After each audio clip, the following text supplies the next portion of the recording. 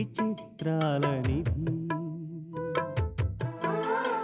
ఓ విధి విచిత్రాల నిధి వింత కథల సారథి ఆశ నిరాశల వారధి నిరంకుశ నిర్ణయాల నిర్దయవానిధి ఓ విధి విచిత్రాల నిధి ఓ విధి విచిత్రాల నిధి. ఈ కంపెనీకి నా తర్వాత వారసులెవరూ లేరు. నీలాగా నమ్మకంగా పనిచేసేవాళ్ళు లేరు. అలాంటి వాళ్ళు ఎవరైనా దొరికితే ఈ ఆఫీస్ బాధ్యతలన్నీ వాళ్ళకి అప్పజెప్పేసి హాయిగా రెస్ట్ తీసుకోవాలనుకుంటున్నాను. ఇన్నాళ్లకి నమ్మకస్తుడివి నువ్వొకడివి కనపడ్డావు. నీ నిజాయితీ, సిన్సియారిటీ నాకు బాగా నచ్చాయి. అందుకే ఈ ఆఫీస్ బాధ్యతలు చాలా వరకు నీకు అప్పజెప్పేయాలనుకుంటున్నాను. మేడం, అవును సుందర్, ఇది ఇవాళ నేను కొత్తగా తీసుకున్న నిర్ణయం కాదు. ఎప్పటినుంచో నాకు ఈ ఆలోచన ఉంది. మన ఆఫీస్లో జనరల్ మేనేజర్ పోస్టు ఖాళీగా ఉంది. ఆఫీస్లో సీనియర్స్ ఉన్నారు, వర్క్ నాలెడ్జ్ ఉన్న వాళ్ళు ఉన్నారు. కానీ వాళ్ళందరికన్నా ఆ పోస్టుకు నువ్వైతేనే బెటర్ అనే డెసిషన్కి వచ్చాను. నీకు నా మీద అంత నమ్మకం ఉందంటే అది నా అదృష్టం మేడం. కాదు సుందర్, జనరల్ మేనేజర్ పోస్ట్కి నీలాంటి మంచివాడు, టాలెంట్ ఉన్నవాడు దొరకడం ఈ కంపెనీ అదృష్టం. ఎనీహౌ, ఈ రోజు నుంచి కంపెనీకి నువ్వే జనరల్ మేనేజర్వి. ఈ రోజే ఆర్డర్స్ కూడా వచ్చేస్తాయి. జాయినింగ్ రిపోర్ట్ ఇచ్చి జాయిన్ అయిపో. Thank you madam, thank you. It's all right. అయినా ఇదే ఉంది సుందర్, నువ్వు ఇలాగే నేను చెప్పినట్టు వింటూ సిన్సియర్గా పనిచేస్తే మొత్తం కంపెనీ బాధ్యతలన్నీ నీకే అప్పచెప్తాను. మీరు ఆ మాట అన్నారు చాలు మేడం. తప్పకుండా మీ నమ్మకాన్ని నిలబెట్టడానికి ట్రై చేస్తాను. ఆ విషయం నాకు తెలుసు సుందర్. రేపటి నుంచి జనరల్ మేనేజర్ సీట్లో కూర్చుని వర్క్ స్టార్ట్ చేయి. Thank you madam.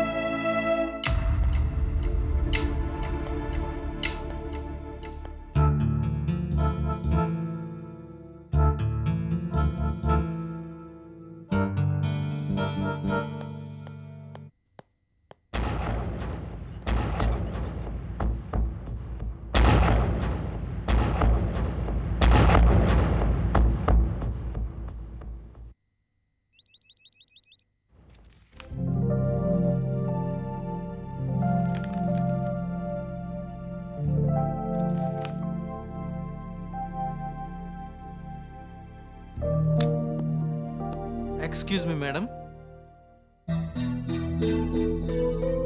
Come in. నా పేరు సుందర్ మేడం, మాధవి ఫ్రెండ్ని. అలాగా, కూర్చో. మొన్నే మాధవి నీ గురించి అంతా చెప్పింది. నువ్విలా వచ్చినందుకు చాలా ఆనందంగా ఉంది. కాఫీ, టీ, కూల్ డ్రింక్ ఏం తీసుకుంటావు? ఏమొద్దు మేడం, నాకంత టైం లేదు. జస్ట్ మీతో మాట్లాడి వెళ్దామని వచ్చాను. అలాగే. నువ్వు రోజీ గ్రూప్ ఆఫ్ కంపెనీస్లో పనిచేస్తున్నావు కదూ? అవును మేడం. జాబ్ ఎలా ఉంది? బ్రహ్మాండంగా ఉంది. Really I'm enjoying it. Very good. నువ్వు చాలా మంచివాడివని, మంచి టాలెంట్ ఉందని, నీకు బ్రైట్ ఫ్యూచర్ ఉందని మాధవి చెప్పింది. It's natural madam.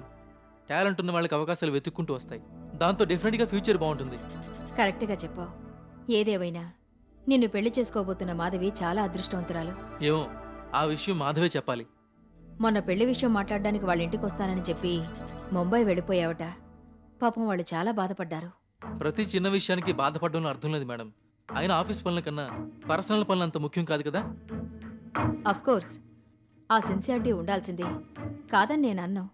కానీ వెళ్తున్నట్టు ఓ మాట చెప్తే వాళ్ళకి బాధ తప్పేది కదా. అయినా ఇప్పుడు ఇవన్నీ ఎందుకులే గాని ఓసారి వాళ్ళ ఇంటికి వెళ్ళి మీ పెళ్లి విషయం వాళ్ళ తాతయ్య గారితో మాట్లాడితే బాగుంటుంది. వాళ్ళు సంతోషిస్తారు, పెళ్లి ఏర్పాట్లోనూ ఉంటారు. ఉంటారు మేడం, కానీ మా పెళ్లి విషయం వాళ్ళతో మాట్లాడే ముందు మీతో మాట్లాడాలి. Okay, no problem. మాధవి కూడా మా ఫ్యామిలీ మెంబరే. నువ్వేం చెప్పదలుచుకున్నా మొహమాటం లేకుండా చెప్పొచ్చు. ఆ విషయం నాకు తెలుసు, అందుకే మీ దగ్గరకు వచ్చాను. మాధవితో నా పెళ్లి జరగాలంటే ఆగిపోయావే, చెప్పు. కట్నం ఏమన్నా ఎక్స్పెక్ట్ చేస్తున్నావా? లాంఛనాలు మర్యాదల విషయంలో ఏమన్నా అడగాలనుకుంటున్నావా?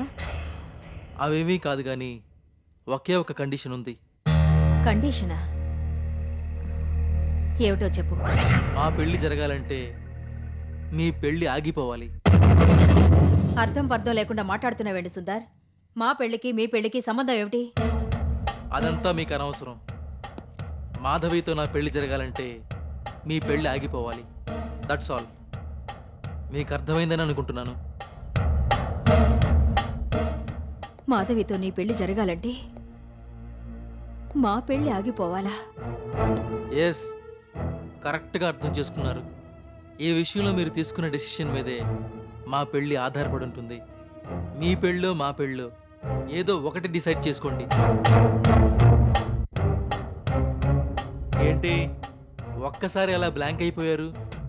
ఇప్పుడేగా మాధవి మా ఫ్యామిలీ మెంబర్ అని కబుర్లు చెప్పారు. ఆ మాధవి కోసం మీ ప్రేమని పెళ్లిని త్యాగం చేయలేరా? మంచితనానికి మానవత్వానికి కేర్ ఆఫ్ అడ్రస్ మీరేనని అందరూ చెప్తుంటారు. మాధవి పెళ్లి కోసం మీ పెళ్లి మానుకోలేరా?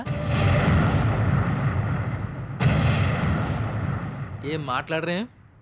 ఈ వయసులో కూడా మీకు పెళ్లి అంత అవసరమా? నిజంగా తోడు కోసం అయితే మీరు పెళ్లి చేసుకోనక్కర్లేదు. ఎంతకాలం భార్యాభర్తల కన్నా ఎక్కువగానే కలిసి తిరిగారుగా. హ, రాగానే మాధవి పెళ్లి గురించి అంత ఉత్సాహంగా అడిగిన వాళ్ళు మీ పెళ్లి విషయం ఎత్తేసరికి అలా నీరు కారిపోయారే. హ, మిమ్మల్ని చూస్తేనే తెలుస్తుంది మీరు మీ పెళ్లి మానుకోవడానికి సిద్ధంగా లేరని. ఈ వయసులో కూడా మీరు చలసాని గారిని వదులుకోలేకపోతున్నారు. అలాంటిది వయసులో ఉన్నవాళ్ళం మా ప్రేమను మేము ఎలా వదులుకోగలం? అది కూడా ఆలోచించండి. అయినా మీ పెళ్లి జరగకుండా చేసి మాధవిని పెళ్లి చేసుకోవాల్సిన అవసరం నాకు లేదు. నేను చెప్పదలుచుకున్నది ఒక్కటే, చలసాని గారితో మీ పెళ్లి ఆగితేనే మా పెళ్ళి అవుతుంది, లేకపోతే లేదు. ఇదే ఫైనల్ వార్నింగ్ అనుకోండి. Now the ball is in your court. మీరేదో తొందరగా డిసైడ్ చేసుకొని చెప్తే దాన్ని బట్టి నేను ఎలా ప్రొసీడ్ అవ్వాలో అలా ప్రొసీడ్ అవుతాను. ఈ విషయం చెప్పడానికి వచ్చాను. ఉంటాను.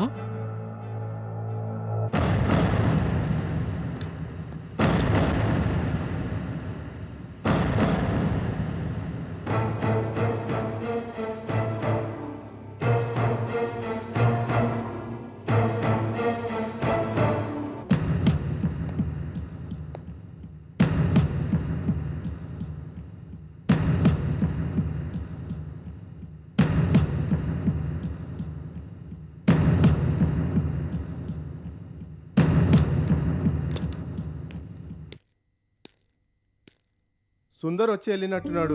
పెళ్లి విషయం మాట్లాడారా మేడం? మాట్లాడాను కాశీ. ఏమన్నాడు మేడం? మాధవిని పెళ్లి చేసుకుంటానన్నాడా? తప్పకుండా చేసుకుంటానన్నాడు. నిజమా మేడం? చిన్నపిల్ల ఏదో తొందరపాటు నిర్ణయం తీసుకుందని ఇంతవరకు బాధపడ్డాను. పెళ్లి చేసుకుంటా అన్నాడుగా, ఇప్పుడు చాలా ఆనందంగా ఉంది. ఏదేమైనా ఈ పెళ్లి జరగడం అనేది మీ చేతుల్లోనే ఉంది మేడం. మీరు గట్టిగా తలుచుకుంటే మాధవి పెళ్లి జరిగిపోతుంది. మీరే అన్నీ ఆలోచించి మాధవి పెళ్లి తొందరగా జరిగేలా చూడాలి. తప్పకుండా చూస్తాను కాశీ. మీరు ఆ మాట అన్నాక నాకు ఇంకే భయము లేదు మేడం.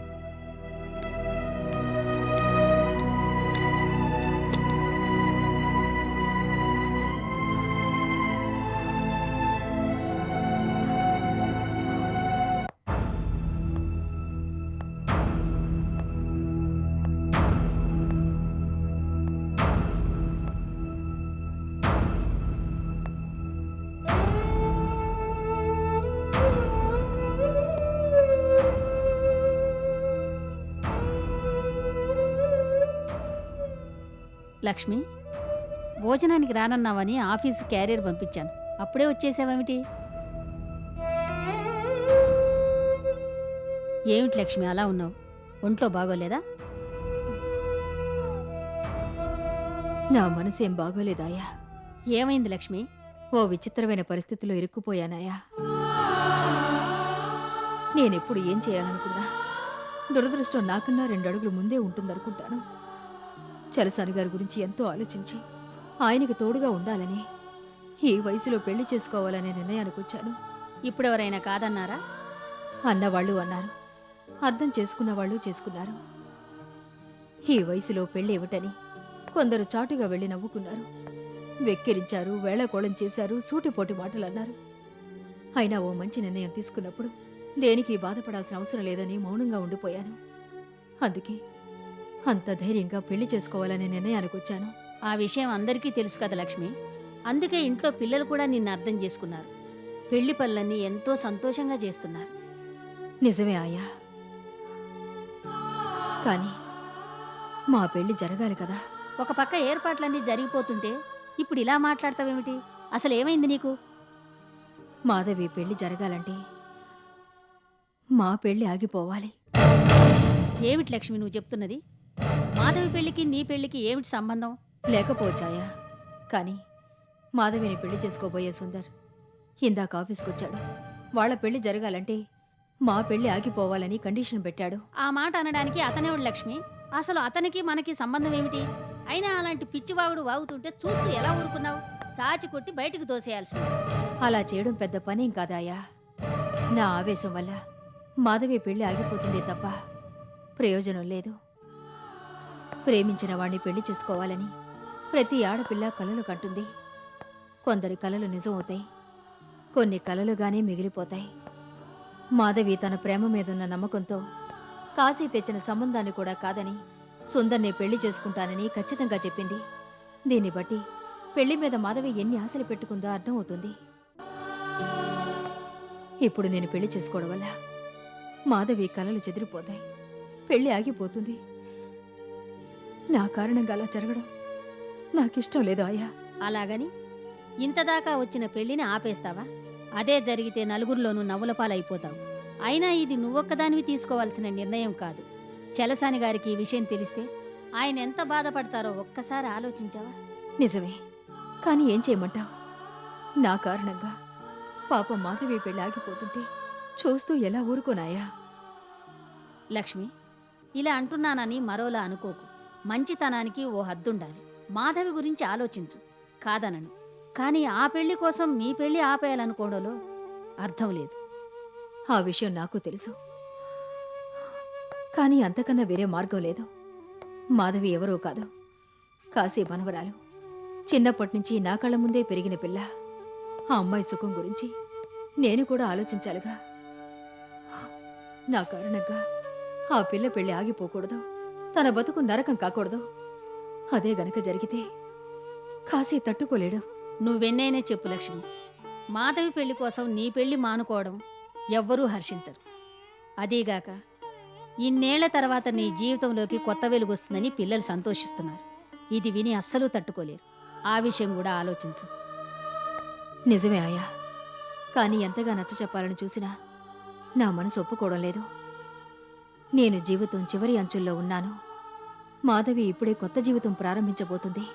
అది తెలిసి కూడా ఆ అమ్మాయికి అన్యాయం చేయలేను. మా పెళ్లి జరగకుండా ఉండడానికి ఇదంతా రోజీ ఆడిస్తున్న నాటకం అని నాకు తెలుసు. కానీ దానివల్ల నాకన్నా ఎక్కువగా నష్టపోయేది మాధవి. అందుచేత మా పెళ్లి ఆగిపోయినా పర్వాలేదు, కానీ మాధవి పెళ్లి జరిగి తీరాల్సిందే.